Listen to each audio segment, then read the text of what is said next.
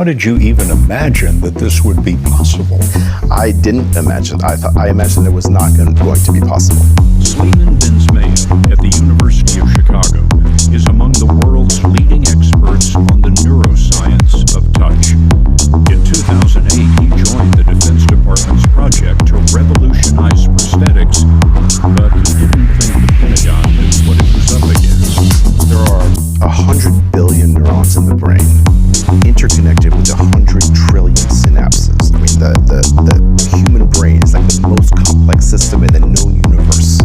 Too complex, he believed, to target electrical stimulation to exactly the right neurons. And when we electrically stimulate, we activate hundreds, thousands of them at the same time in ways that would never happen naturally.